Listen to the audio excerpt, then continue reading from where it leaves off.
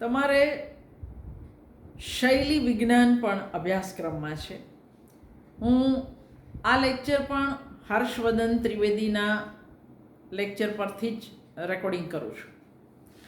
ગુજરાતી, હિન્દી એવી આધુનિક ભારતીય ભાષાઓમાં શૈલી શબ્દ અંગ્રેજી સ્ટાઇલ STYLE ના પર્યાય તરીકે પ્રયોજાય છે. પ્રાચીન ભારતીય સાહિત્યશાસ્ત્રમાં શૈલી માટે રીતિ શબ્દ અને ભારતીય નાટ્યશાસ્ત્રમાં વૃત્તિ શબ્દ જોવા મળે છે. પ્રાચીન કલાશાસ્ત્રમાં સ્થાપત્ય, વાસ્તુકલા, ચિત્રકલા વગેરેના સંદર્ભમાં શૈલીઓના નામ મળે છે. જેમ કે સ્થાપત્યમાં નાગર શૈલી, દ્રવિડ શૈલી, ચિત્રકળામાં અજંતા શૈલી, રાજપૂત શૈલી, મુગલ શૈલી, કાંગડા, મેવાડ શૈલી. તો શિલ્પમાં ગાંધાર, મથુરા, આંધ્ર, પાલ, પલ્લવ, ચોલ વગેરે શૈલીઓ. પ્રાચીન ભારતીય વાङ्મયમાં શૈલી શબ્દનો પ્રયોગ સાહિત્ય ઇતર કળાઓ, ચિત્ર, શિલ્પ, સ્થાપત્ય વગેરેના સંદર્ભમાં પણ વપરાયો છે. ભાષાગત સર્જકતાની વિશિષ્ટતા દર્શાવવા માટે શૈલી શબ્દનો ઉપયોગ નથી થયો.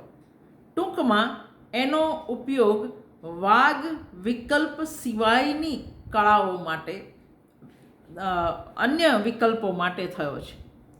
ભાષિક સર્જકતાના સંદર્ભે સંસ્કૃત કાવ્ય વિચારમાં રીતિ શબ્દનો ઉપયોગ થયો છે. તેમાં સામાન્ય ભાષાના વિશેષ ગુણના આધારે વિભિન્ન પ્રકારોનું વર્ગીકરણ કરવા માટે રીતિ શબ્દ પ્રયોજાયો છે. હિન્દીના જાણીતા વિદ્વાન વિદ્યાનિવાસ મિશ્ર લિટરરી સ્ટાઇલ માટે રીતિ શબ્દ અને સ્ટાઇલિસ્ટિક માટે રીતિ વિજ્ઞાન પર્યાય સૂચવે છે. આચાર્ય વામન કાવ્ય અલંકાર સૂત્ર વૃત્તિ ગ્રંથમાં રીતિ શબ્દ પ્રયોજે છે. રીતિ એટલે વિશિષ્ટ પદરચના. પદરચનાની વિશિષ્ટતા એટલે રીતિ.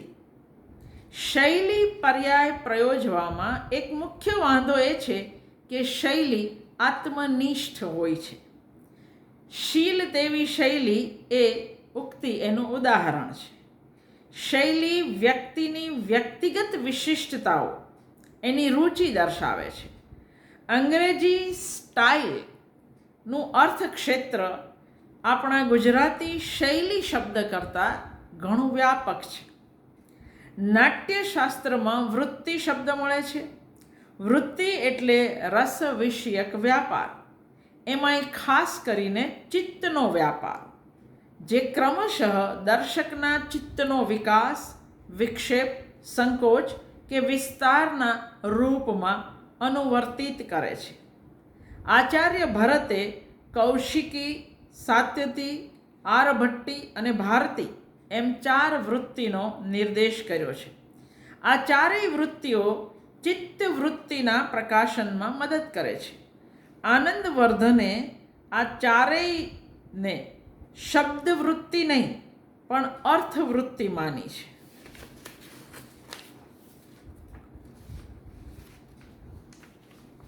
સ્ટાઇલના પર્યાય તરીકે વૃત્તિ શબ્દ પણ ચાલે એમ નથી. વળી સાહિત્યશાસ્ત્રમાં અભિધા, લક્ષણા અને વ્યંજનાને પણ વૃત્તિ કહી છે.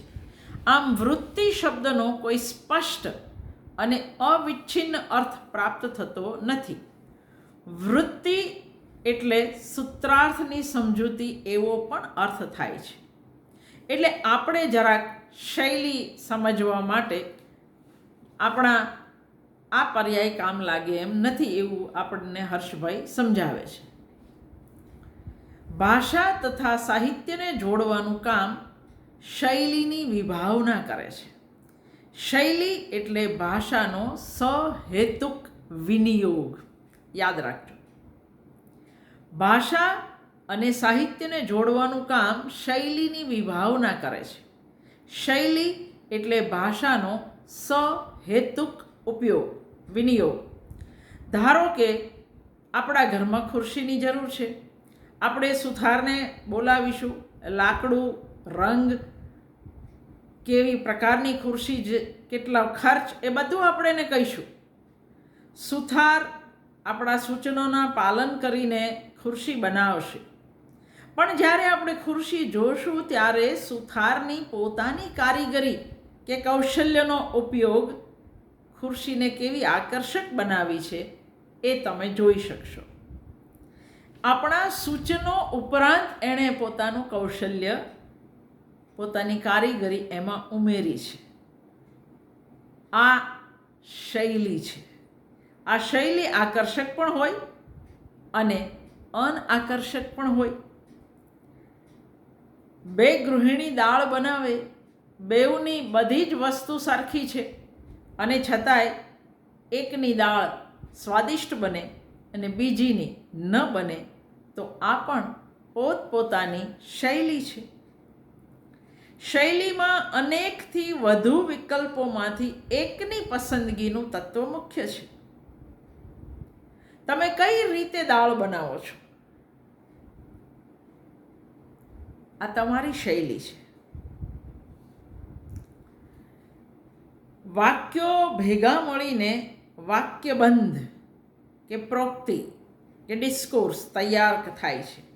વ્યાકરણ વાક્યનું નિયમન કરે છે, એનું વિવરણ આપે છે.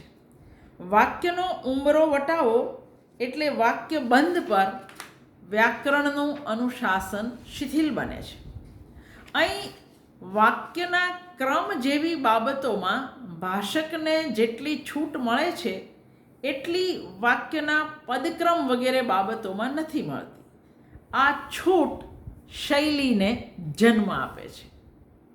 શૈલીનો આવિર્ભાવ 3 પ્રકારે થાય છે: વ્યક્તિ નિર્મિત, વ્યક્તિ નિર્વાચિત અને સમાજ નિર્વાચિત. એક વ્યક્તિ નક્કી કરે છે. વ્યક્તિ નિર્વાચિત અને સમાજ નિર્વાચિત. વ્યક્તિ નિર્મિત શૈલી એટલે શું? પર્યાય ગુચ્છોમાં આશયના બંધન છતાં તેમાં જેટલી છૂટ મળી શકે તેનો તેટલો ઉપયોગ કરો. ભાષાના પ્રચલિત સંકેતોના બદલે અન્ય બોલી કે ભાષાના સંકેતો અપનાવવા. દાખલા તરીકે રાજકારણ ગરમાયું એવી હિન્દીની અસરવાળી અભિવ્યક્તિ. નવા સંકેતો તૈયાર કરવા. પક્ષ પલટુઓને આપણે આયારામ ગયારામ કહીએ છીએ. એ વ્યક્તિ નિર્મિત શૈલીનું લક્ષણ છે. બીજું, વ્યક્તિ નિર્વાચિત શૈલી. ભાષામાં એક શબ્દના અનેક પર્યાય ઉપલબ્ધ હોય છે. તેમાંથી એકની પસંદગી કરવાની આવે. નિર્વાચિત એટલે પસંદગી, ચૂંટવું. આમ તો નિર્વાચિત કરવા એટલે ચૂંટણી કરવી. તો ભાષાના એક શબ્દના અનેક પર્યાય ઉપલબ્ધ હોય અને એમાંથી એકની પસંદગી કરવાની આવે ત્યારે પણ શૈલીનો જન્મ થાય. જેમ કે તું, તમે અને આપ. આ 3 વિકલ્પોમાંથી એકની પસંદગી અને તેના સંદર્ભના આધારે સામેવાળી વ્યક્તિને વક્તાના ઉદ્દેશની ખબર પડે છે. સમાજ નિર્વાચિત શૈલી. ત્રીજું, ફ્રેન્ચ ભાષા મધુર છે. અમેરિકન અંગ્રેજીમાં અનૌપચારિકતા છે. ઉર્દૂમાં રૂઆબ અને નજાકત છે. પંજાબી કઠોર ભાષા છે. આવું આપણે સાંભળીએ છીએ. મરાઠી બે વાત કરતા હોય તો લડતા હોય એવું લાગે. આ વિધાનો સાચા છે કે ખોટા એની ચર્ચા આપણે નહીં કરીએ, પણ એ દર્શાવે છે કે ભાષકોને જે તે ભાષામાં આવી વિશેષતાના દર્શન થતા હોય છે. એ સમાજ નિર્વાચિત શૈલી છે. સૌંદર્યબોધક ગુણ એટલે કે એસ્થેટિક ક્વોલિટી, સુંદર, કુરૂપ, રમ્ય, ઉદ્દાત, હાસ્યાસ્પદ વગેરે વિશેષતાઓ સૌંદર્યબોધક ગુણ દર્શાવે છે. સાચું, ખોટું, પવિત્ર, શુભ, લાભકારી, અસરકારક વગેરે વિશેષણોની તુલનામાં ઉપરના વિશેષણોનો મૂલ્યભાવ અલગ રહેશે. તમે કયું વિશેષણ વાપરો છો એના આધારે જુદું થશે. ભાષા એ સાહિત્યની સામગ્રી છે. એ નિર્વિકાર અને જડ નથી હોતી. સમાજ તેની પર શૈલીનો ઢોળ ચડાવે છે. સમાજ પાસે બે વિકલ્પ હોય છે. સમાજે ચડાવેલા શૈલીના ઢોળનો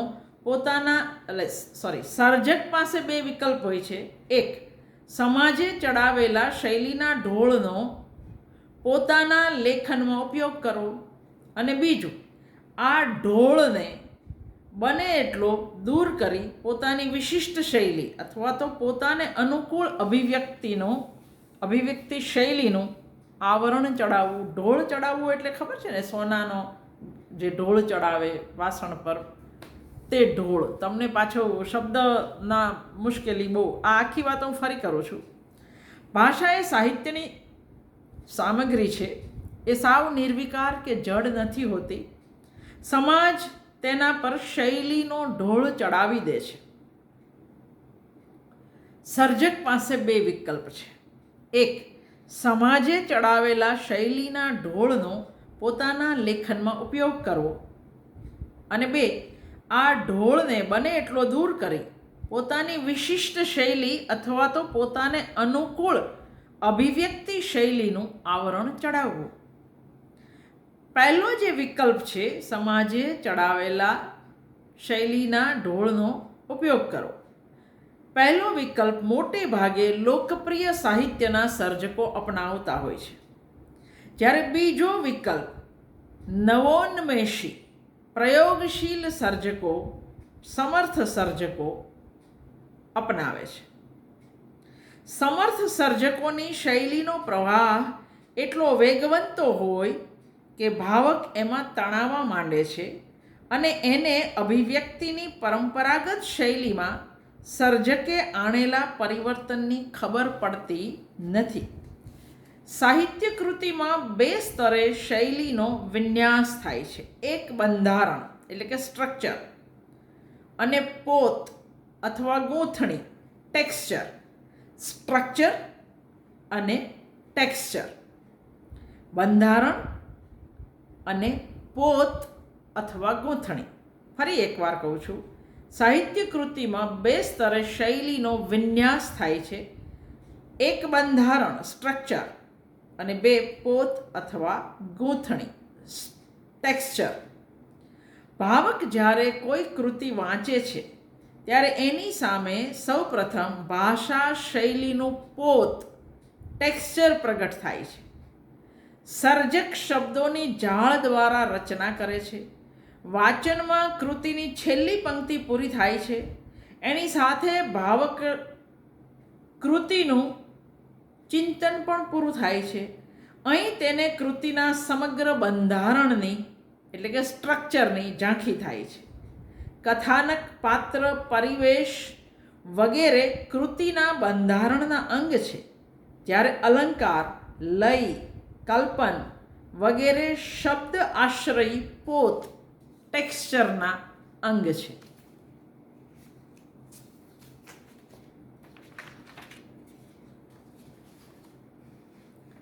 આપણે જ્યારે કૃતિની શૈલીનો અભ્યાસ કરવાનો હોય ત્યારે ટેક્સચરથી